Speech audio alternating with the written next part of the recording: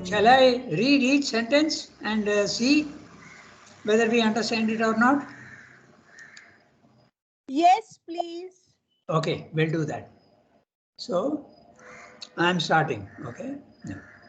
I hold it therefore of small importance to extract from the Gita its exact metaphysical connotation as it was understood by the men of the time, even if that were accurately possible. So, what is Sri Aurobindo saying of small importance? That which is the philosophical aspect. He is telling you that we will look at the practical aspect. We will see how the Gita is giving us practical hints. Okay. And the practical hints are plenty. That's the yogic part. There's a philosophy part and a yoga part. Yoga is practical. Do this, do that, do concentration, give up attachments. These are all the practical part. But Srimad is saying the metaphysical part, the philosophical part, we won't give it so much importance because that's an interpretation of the mind. Okay, so that's not so important because different people, when you experience the truth, you come down to the mental level and explain. Everybody will explain in a different way because you don't have the truth anymore in the mind. Mind is not capable of truth. Mind is capable only of representation of truths. Okay, it has images of the truth, but not the truth itself. So, so this is what Srimad is saying. Metaphysical connotation, the philosophy part of the Gita, we will not attach too much importance. But he's not saying we will ignore. He's saying small importance. More important is the practical part. Okay, so and why is he saying that? Because if you remember previously in the para, he has said that there is the ultimate truth which is beyond the mind. But when you come down and put it into words, no Shastra, no sacred text in the world completely corresponds to the absolute truth. It becomes a relative truth. That's why in all the Shastras, in all the sacred texts of the world, whether it be the Bible, whether it be the Quran, whether it be the Upanishads, whether it be the Veda, the truth is partial. Even partiality also, there is a gradation of partial, more partial, less partial. But it is partial evidently. That's why he's saying we will not give so much importance to that philosophical part. Okay. And there is two aspects of the truth. One is the practical aspect which is applicable at all times. If you are asked to meditate, that will be true right in the beginning and right in the end. It is always valid. Okay. Attachment, giving up of attachment, giving up of desire is something that will always be true. So let's concentrate on the practical aspect and not the philosophical aspect. Okay, that's what he's saying. So now he's saying, and it is not even possible, he says, to understand exactly the metaphysical as they understood at that time. Is it possible at all? No, because the language is different. 5,000 years ago, language was different, ideas were different, and the conditions in society were different. Okay, everything was different. Then he is explaining why it is not possible to understand exactly how they understood at that time. Okay, that it is not possible is shown by the divergence of the original commentaries which have been and are still being written upon it. Okay, the Gita is one of those sacred texts on which, at least in India, a huge number of people have commented. Okay, beginning from even Eknath and Jnaneshwar and all that from Gujarat, from Maharashtra, right down to our modern days also. Even Shankaracharya has got a whole commentary on the Gita. Okay, and even everybody else, even today, even in the ashram, there are 4 people who have written on the Gita. Okay, so and they all differ slightly in there. So that's what Srimad is saying. If there is a divergence of the original commentaries, and if they all agree to disagree, okay, so how can we know the truth? I am reading the sentence. That it is not possible is shown by the divergence of the original commentaries which have been and are still being written upon it.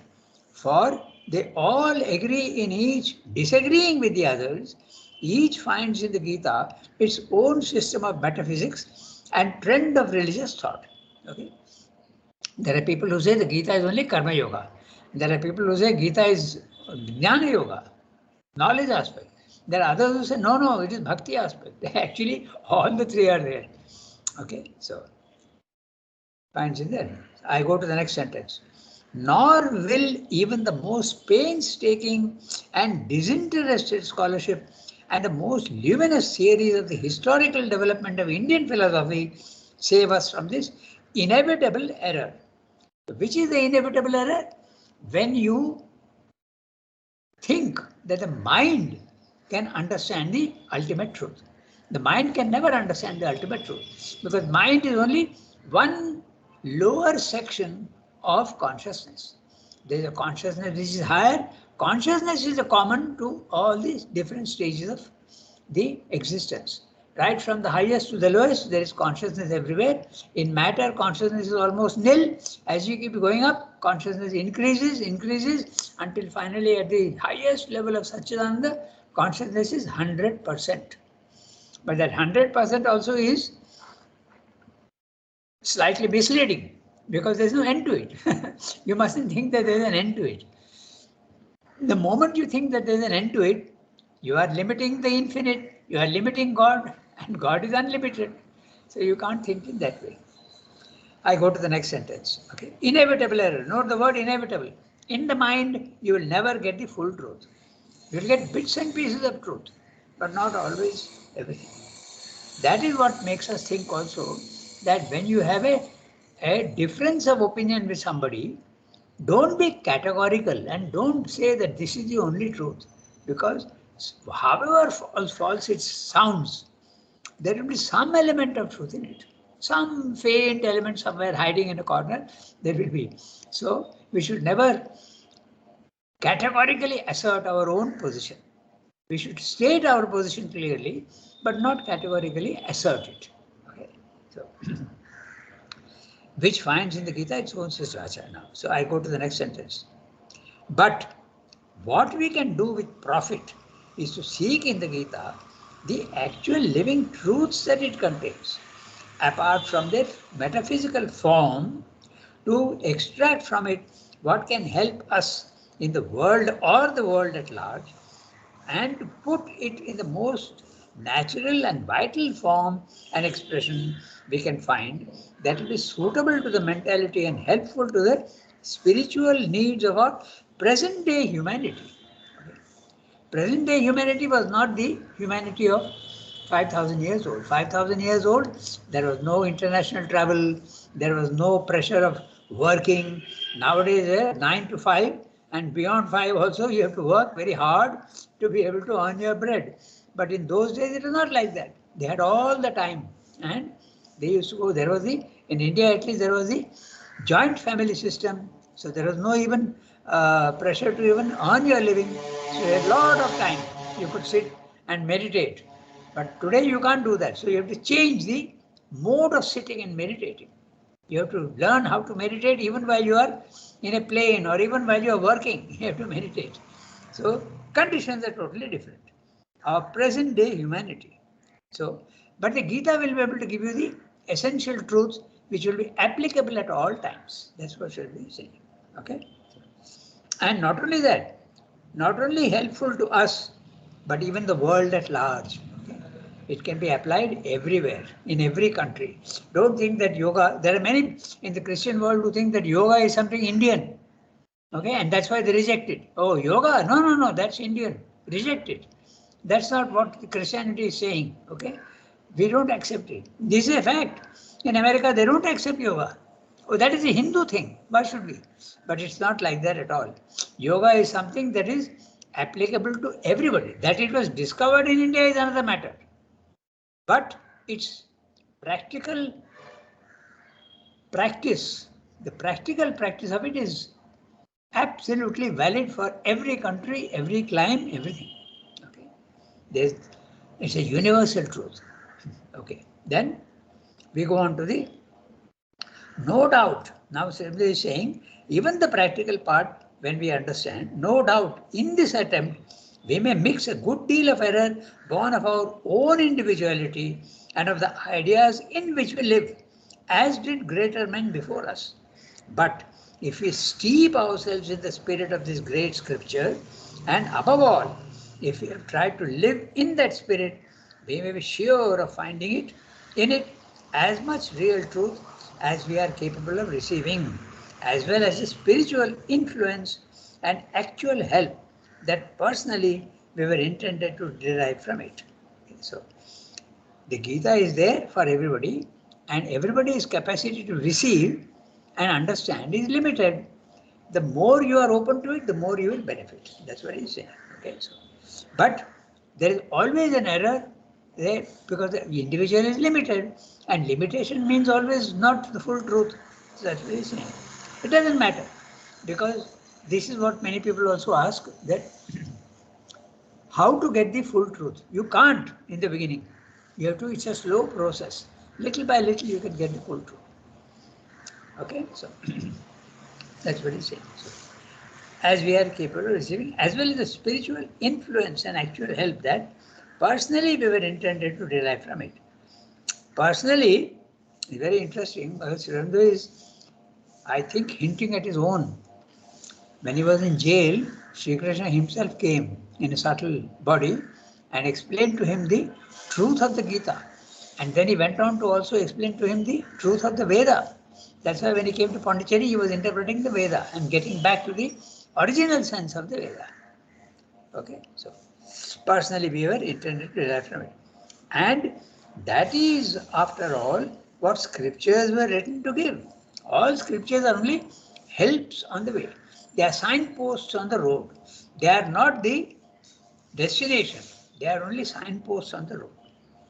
What are signposts on the road? All scriptures, holy texts. The rest is academical disputation or theological dogma. The rest is all, whatever every religion is saying, there is maybe some element of truth, but it is mainly fixed ideas of the mind. Okay, that's what he's saying. Okay, so only those scriptures, religions, philosophies, which can be thus constantly renewed, relived, their stuff of permanent truth constantly reshaped and developed in the inner thought and spiritual experience of a developing humanity, continue to be of living importance to mankind.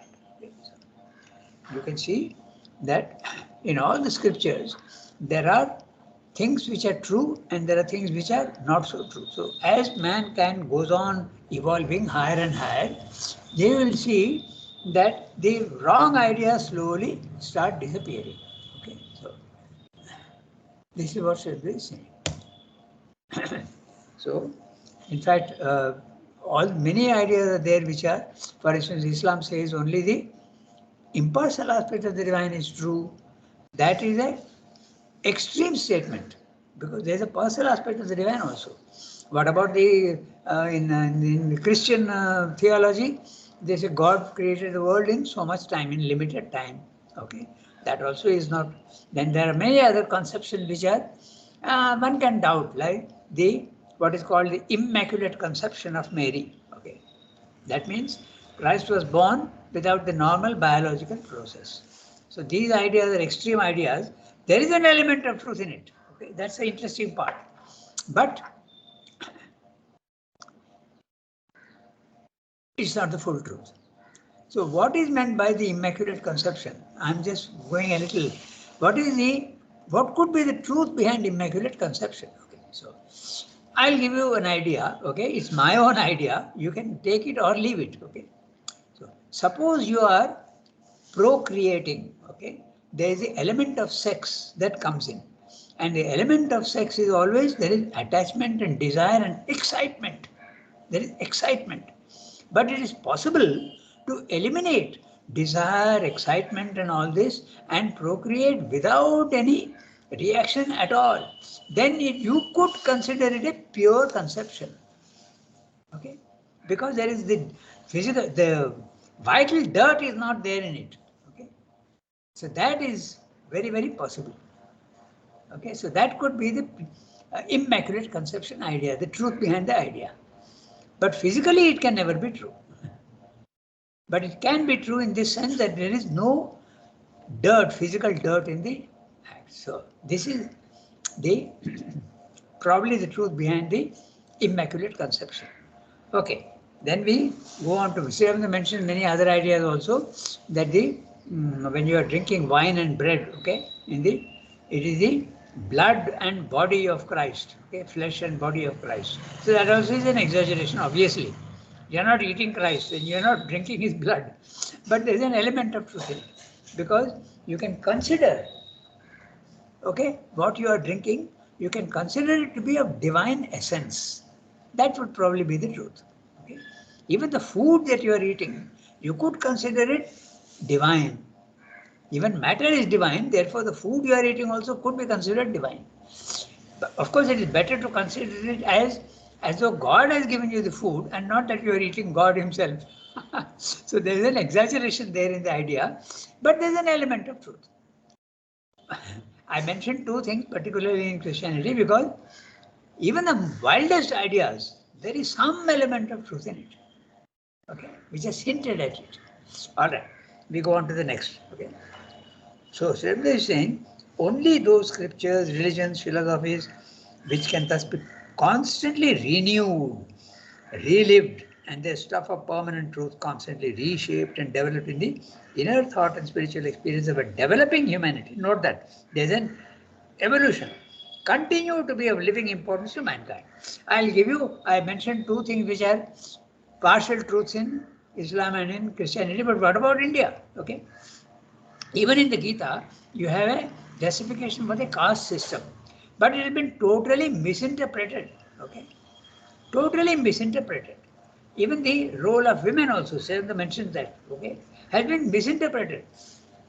Woman is not absolutely and permanently uh, the inferior to man. That idea is wrong. It's a interpretation. And that interpretation, there is an element of truth in it at the lowest level. But there is no element of truth in it at the highest level. There is a diversion, the division that takes place, different functions. Okay. So now mankind is only realizing that, and nowadays they are giving full rights, not everywhere all over the world, but mostly, that woman has to be equal to man. Okay. So that also is there in the, and misinterpretation in the Gita. Okay. But the worst misinterpretation is the caste system. That is absolutely to be rejected. Okay. So it has to be reinterpreted and understood properly. So the rest remain as monuments of the past, but have no actual force or vital impulse for the future. So those sacred texts which have an element of truth in them, that element of truth has to be brought out and used practically. That's exactly what he's saying. So we go to the next para. Okay. So who will read today?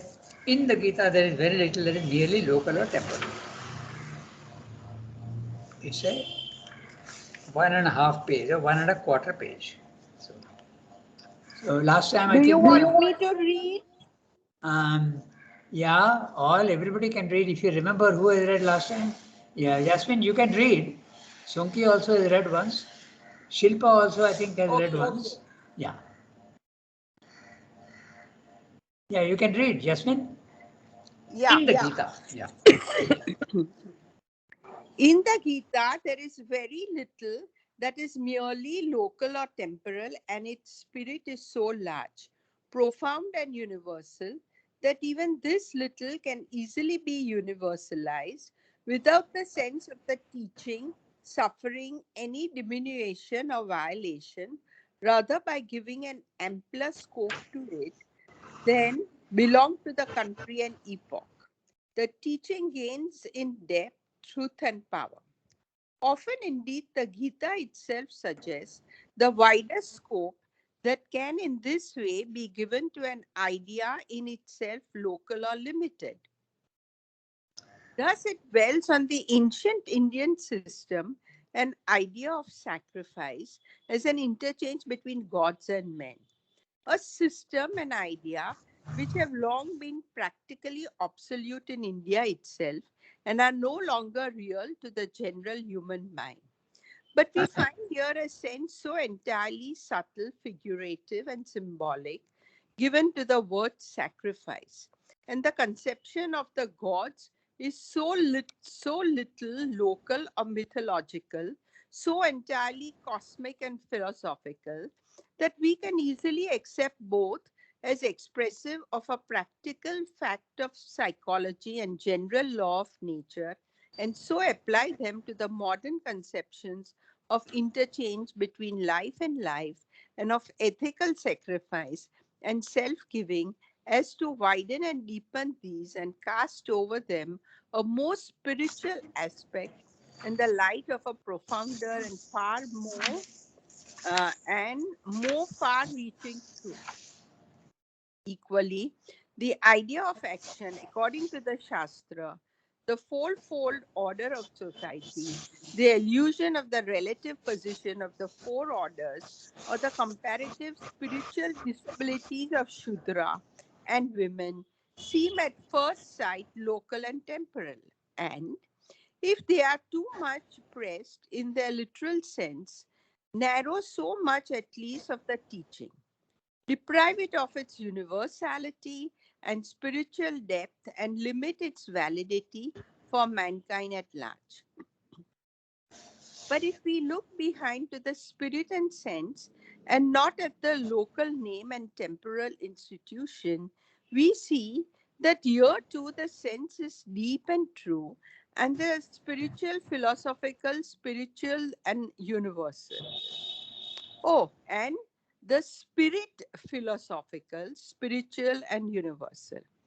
By Shastra, we perceive that the Gita means the law imposed on itself by humanity as a substitute for the purely egoistic action of the natural, unregenerate man, and a control on his tendency to seek in the satisfaction of his desire the standard and aim of his life.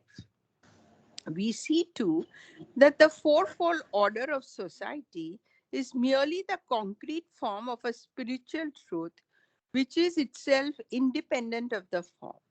It rests on the conception of right works as a rightly ordered expression of the nature of the individual being through whom the work is done.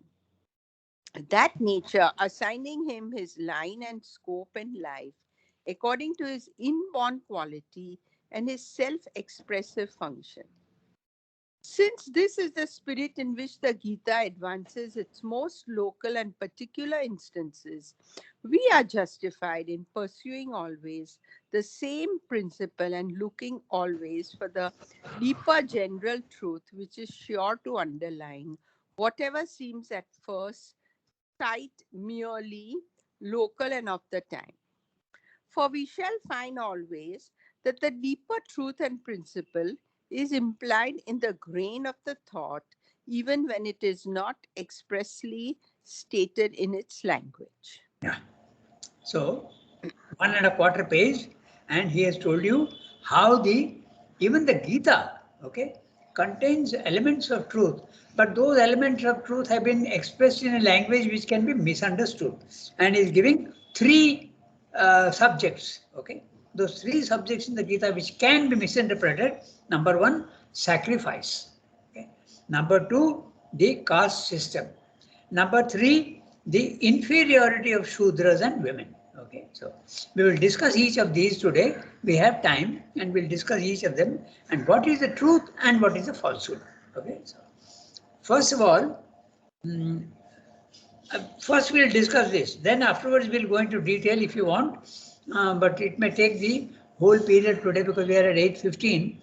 We have got 20 minutes. So it's very interesting. We see what is the truth behind sacrifice and what is the falsehood behind it. So, or not falsehood exactly, but the misinterpretation. First is the sacrifice. In India, yajna is sacrifice. And yajna, usually, immediately it comes to mind that a priest is sitting in front of a fire and going on pouring ghee in it and reciting mantras, okay, to achieve a certain goal in life. You can, even today in India, if you go to a temple, the priest will ask you, what do you want? And you will say, I want my business to succeed. You put some money in his plate and he will pray to God, please give him success, okay? Or you want your daughter to be married nicely, so you ask that, they'll ask you the name. and you will tell the name of your daughter, and you put some money in his plate, and he will ask the divine to give your daughter a good husband. Okay, these are the things. So this is the false idea of yajna. Okay, yajna is not the pouring of ghee, offering or whatever you have to God, okay, and asking for something. Slightly at a slightly more psychological interpretation, you go to a temple and there are hundis there. Sunki doesn't know what a hundi is. It's a sort of it's a sort of safe, okay, where money is put through a slot, okay. So only the priests and the authorities of the temple can have access to that money. So you take that, put some money into that and ask for something, okay. This is the normal idea of sacrifice. You are sacrificing something and asking for something from the divine. But this is not the real meaning of sacrifice in the Gita. The meaning of sacrifice in the Gita, we have already discussed in the synthesis of yoga, if you remember. It is the mutual connection between all living creatures in the physical world. You have to give to receive. You can't only take, you have to give to receive. There is an interconnection within everything. That we have discussed already once in fact, in the synthesis of yoga, the sacrifice is discussed in 3 chapters, 80 pages. He explains to you what is actually meant by sacrifice. It is the interconnectedness of everything. You think that you are alone in the world? Totally wrong. You depend on the universe. You depend on food from the universe. You depend on oxygen from the universe. Even your body has been born from the matter of universe. So you are connected. So exchange. Okay, that is the truth of the sacrifice. We won't go into too many details because then we are going off our subject. So this is in the sacrifice, wrong idea and right idea. The right idea is you must always be willing to give up certain things to be able to get something. The interconnectedness. In fact, this is something that the Marwadis in India understand very well. The Marwadis, because they are the ones who do the commerce from Rajasthan on the northwest coast of India, map of India. They are there and they are very good at practical business. But they understand very well that you have to give to receive. That's why on all their safes they have Shubh and Labh. Okay, you can make a Labha, but you have to also do Shubh. Okay, so that's why they also donate a lot of money to the others. Okay, so this is the truth of sacrifice. Of course, when you talk of Shubh and Labh, you are interpreting in a very, very gross manner. But when you are wanting something from the divine, you want liberation, you want ananda, you want knowledge, you want consciousness, then you have to give up some things that you have. What are the things that you give up? Your desires, your attachments, your ignorance, all these things you sacrifice. And not that easy to sacrifice. It's quite difficult because we are so attached to all these things. Okay, so that's the idea of sacrifice, the truth and the wrong interpretation. Then you come to the Shudras and the women, okay, the caste system. We'll discuss first the caste system and then we go on to the women. Okay, so the caste system, it can be interpreted in the Gita as though the Gita is speaking of them as inferior. Actually, at the lowest level in the physical world, there is a truth in it. The Shudras are not educated, they are not knowledgeable people, and they are fit for service to the divine. That also is a part. Okay, the service to the divine is the most physical part. The servants and all. Okay, so this is in India, it has been misunderstood entirely, and they are considered permanently inferior to the others. This is a wrong interpretation. But what's the right interpretation? The right interpretation is that every human being is an aspect of a principle of truth in the divine. And when the divine, the one, is becoming the many, it expresses itself mainly in 4 types of characteristics. Okay? There is the aspect of knowledge. When I say the one is becoming the many, it can be infinite many. But all the infinite many are only variations of basically 4 aspects. And those four aspects are, one is knowledge, the other is force, Shakti, and the third is splendor, beauty, wealth, okay, well-being, okay, magnificence. This is the third. And the last is service, humility, service to the others. So these are the essential truths of the divine when it manifests. Knowledge, force, splendor and beauty, and wealth. Wealth in the right sense, not in the wrong sense. And finally, humility and service.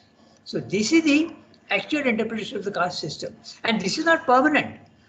The son of a Brahmin can become a Shudra, and the son of a Shudra can become a Brahmin. Okay, that is the truth in the Gita. But it is completely misinterpreted in India, and we are not able to shake it off even today. We have a lot of difficulty in India in getting rid of the idea of caste and Shudras, the Dalits.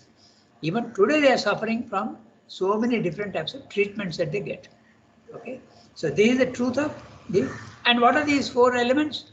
There is even actually a higher truth. The knowledge aspect of the divine is Maheshwari.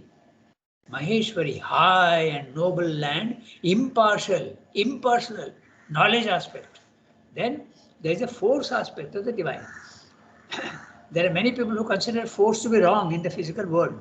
It is wrong when it is used in the wrong way. Okay, when you start killing people, when you start lording it over others, that is force in the wrong way. But force is a divine principle. Okay, that is Mahakali. Then you have the aspect of beauty, splendor, sensitivity, wonderful variety, Ananda. This is Mahalakshmi. And finally, you have the Mahasaraswati. Okay, Mahasaraswati is the aspect of detailed working, the detailed working of things. So this also is an aspect of the divine. But who is the detailed working? The servants, the laborers. Okay, they are doing nature's inferior works. So there is a truth of it, but it is misinterpreted because that also is a divine element. Okay, so this is what is the truth of the caste system, which has been completely misunderstood in India, and it is degenerated into something absolutely wrong. There, of course, in India we recognize it, and we are trying to get rid of it. Even our constitution guarantees equal rights to everybody. But is it easy to put into practice? No, it's very difficult. By the way, another interesting thing, India is accused of this caste system. But does the caste system in other countries exist in different forms? The answer is very clearly yes. In every society, there in England you have the House of Lords and the House of Commons. Okay, so there is the Lords considered themselves superior. Even in America, you have the the House of Representatives and the Senate. Okay, so there are two elements always, and even there is discrimination. So this basic idea of caste is there all over the world. Okay, but we attribute only to that to the India because India has seen the truth of that aspect. Okay, what about Japan? Okay, I was surprised one day when I read in the Hindu many years ago that a delegation came from Japan, and they were, who were they? They were the ones who are undertakers. The undertakers means those who take care of dead bodies and dispose them off. And they are looked down upon. They were in Madras and they gave an interview to the press and they said that we are looked down upon. Okay, so in every country it exists in different forms, but in India we have very clearly the truth behind it. But that truth is very highly exaggerated and deformed altogether. Now we come to the third one, the women. Okay, so women and men, they correspond to the two ultimate principles of consciousness and force. Consciousness is that which a knowledge aspect, but there is no force in it. That's man. And woman is the one who has got force, but not necessarily knowledge. Okay, this is the idea at the core, at the highest summit. But at the highest summit, they are both interchangeable. Okay, consciousness has got force and force has got consciousness. But when it comes down, when the one becomes the many, they separate, they become separate. And that's the truth of women. So in the physical world, it is true that the women are the ones that they give birth, okay? Giving birth to life, okay? The man's role in it is static. He only contributes. But this is the actual truth at the physical level. But even this is misinterpreted. You think that one is inferior and one is superior. That is the wrong aspect, which mankind all over the world is now recognizing, except in Afghanistan.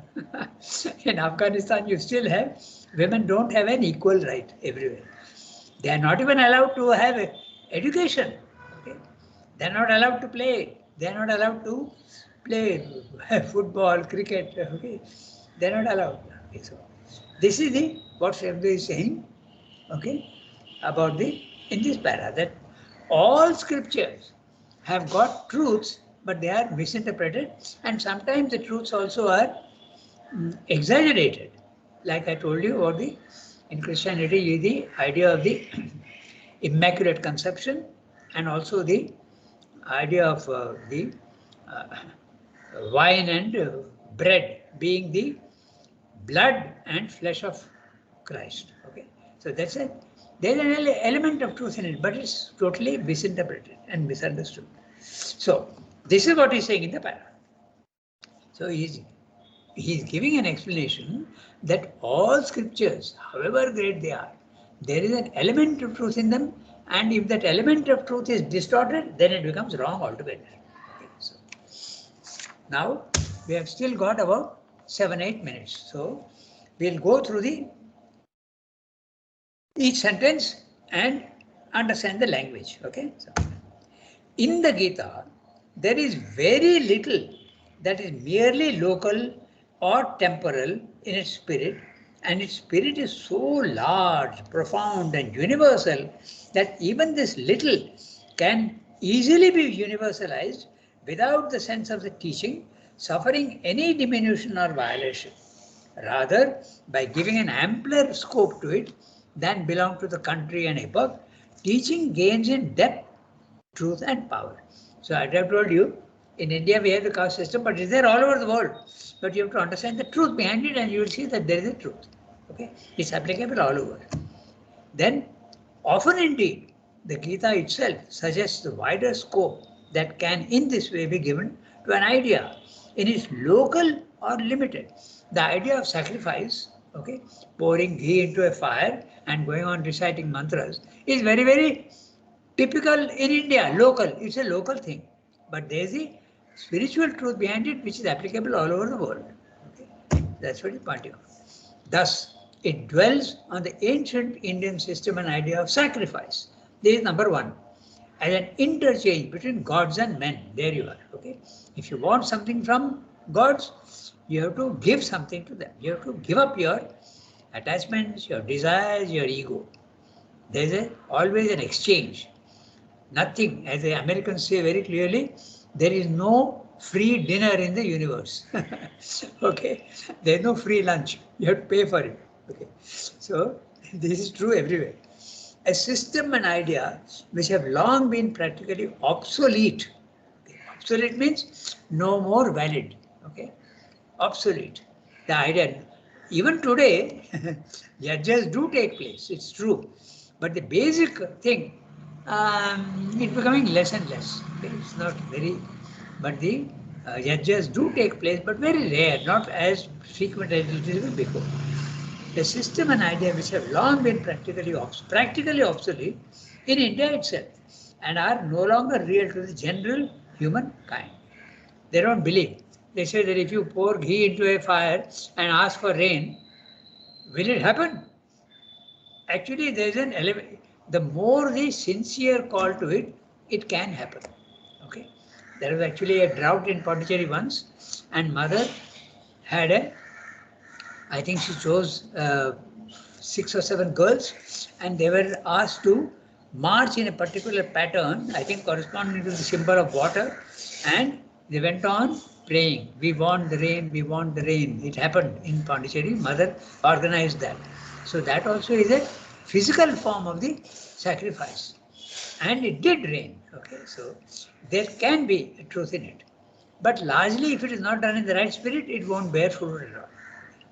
You can pray as much as you want and pray for something and go on pouring ghee, but if it's not done in the right spirit, it will never become a fact. Okay, so that's one thing. Then, equally, he's going to the. No, I'll read the previous one. Okay. But we find here a sense so entirely subtle, figurative, and symbolic given to the word sacrifice, and the conception of the gods is so little local or mythological, so entirely cosmic and philosophical, that we can easily accept both as expressive of a practical truth of psychology and general law of nature. Okay. The general law of nature at the lowest level is you have to pay for everything you want. Okay. But it becomes subtler and subtler and subtler as you keep going higher and higher in consciousness. At the highest level, if you want the divine consciousness, you have to pay for it. And how do you pay for it? By giving up your desires, your attachments, and your ego. That's the price you pay. That's why Sri Aurobindo uses the word, don't think of ignorance as something negative and burden on you. Think of it as a ransom. He uses the word ransom in Life Divine. Very interesting. He says that your ignorance and your suffering is the payment you make to the divine to get rid of the suffering. The idea of ransom is very interesting. Suppose you have a son and you are a rich man. The kidnapper takes away your son and you have to pay the kidnapper a ransom to get your son back. So, what is the son? Your knowledge, your divine status. But if you want to win that divine status again, you want your son back, you will have to pay the fate. You have to pay fate, who is the kidnapper. Okay, you have to pay him. And what do you pay with? You pay him with your desires, you pay him with your ego and your attachments. Then you get back. Okay? So this is the idea of sacrifice. Okay. Then he comes to the idea of the fourfold order of society. That also I told you, we have discussed that in quite a good detail. Okay. And also the women. It is true at the lowest level, in physical terms, woman is definitely weaker than man, but not necessarily in character, only in physical strength. Okay. And even in physical strength, nowadays they are showing that they can be as capable as men. Women are doing athletics and they are playing football, they are playing cricket, they are playing everything. They are being given the full rights. Okay? There is only an element of truth, and a very small element of truth, that women is inferior to man only at the physical level, and not at the mental level, and not definitely at the spiritual level. So this is what he said. So we have read one para, but it's a big para, and he has told you what are the truths. He has told you earlier that there are truths and falsehoods in limitations in every scripture. Even in the Gita, he has found three things which can be misinterpreted, but there's a cosmic truth behind each of these principles. Okay, and they are there all over the world, and they have to be, that true meaning has to be brought out. Okay, we got only 1 minute left, so we stop here for today. This time I will put it on the net so that we don't. Page 5.